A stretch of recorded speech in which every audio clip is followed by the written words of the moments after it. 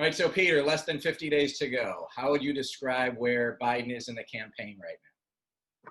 Well, I guess Biden is okay.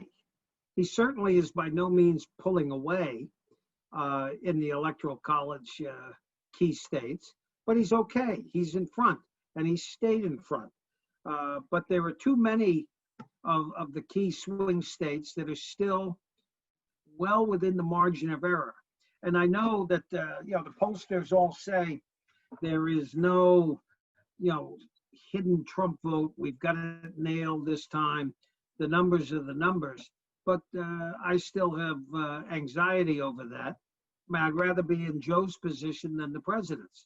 But I find it unfathomable why Democrat elected officials find it impossible to challenge this president. And I was thinking of Governor Gavin Newsom today, whose state is in complete disarray. The 6 worst fires in history brought about by extraordinarily high temperatures, 120 in Sacramento just a short time ago, driven by climate change. And he was just pathetic in front of Trump as Trump mocked climate change. I find that, Newsom should resign. I mean, if he can't defend his state and articulate what the hell is happening to his state, he shouldn't be governor. Yeah, and Thurgood, this kind of bridges to a point we just wrote about, of course, with Peter's help, that one of the scenarios for the election is that Trump rolls the states by not allowing them to count mail-in ballots that are received before Election Day but aren't yet counted, because he'll probably be ahead on the in-person vote, given how many Republicans are going to vote in person and the Democrats are going to vote by mail. How do you see the scenario setting up for Election Day where Trump is able to bulldoze people of both parties?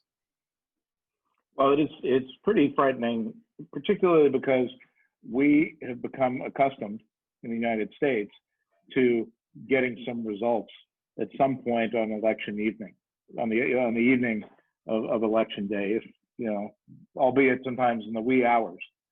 And so since we're in a situation where a lot of these votes that come in by mail or by absentee vote may not be fully counted right away, we may be in this period where we're not exactly sure of the outcome, or it could tip, and it's really alarming. There's also, of course, the possibility in the end, as you correctly have noted, Steve, that Joe Biden could win a significant majority of the popular vote, but come up short in the electoral vote. And Peter, we look at what happened in 2000, where the Republicans were more aggressive than the Democrats in that recount period. Do you think the Democrats have learned their lesson, or is the Republicans going to be able to steamroll even more so this time? Well, we'll see, because there's certainly going to be a chance for the Democrats to stand up. But I think you guys nailed it in that column. I see a scenario which I'd add a little to it. I think there's always competition between the cable and the direct news channels to declare states and declare victors. I think Fox is so in the tank for Trump that they're going to declare states on an accelerated basis. And I think you could see Trump declaring victory at 11:30 or 12 o'clock, as it breaks into Wednesday morning, when the other networks are far from declaring a victory, to further cause just complete pandemonium. I mean, I think you guys had it right. This is, if 1876 was a disaster, and it was, I think 2020 is going to rival it.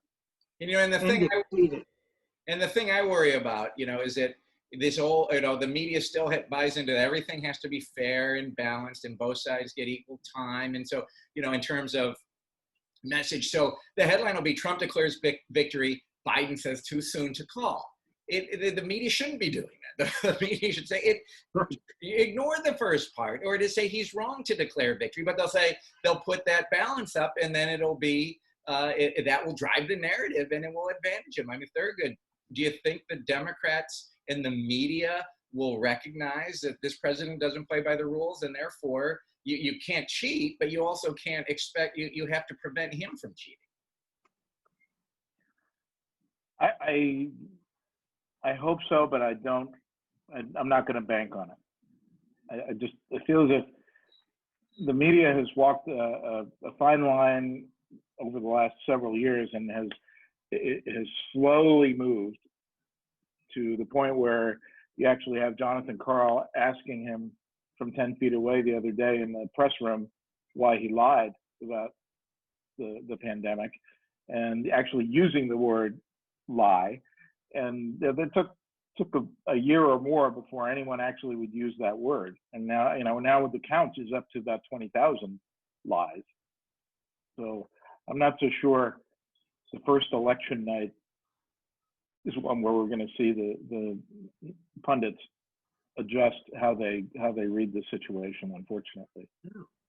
Which just means Biden's got to win by a healthy margin.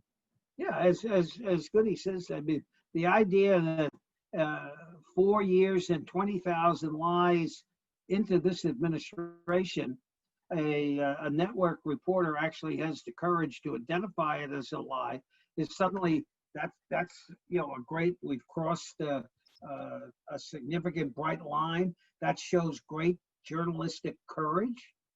I mean, what a bunch of whimpering, sniveling, fawning reporting. Like, come on, guys, do your job. Well, we're as we say, we're 49 days away right now, and it's I almost dread what we're going to be saying 2 weeks from now, let alone 6 or 7 weeks from now, because we all fear it's going to get a lot worse and a lot more contentious before we get a result. So with that, look forward to seeing where we are next week. Thanks, guys. Thank you.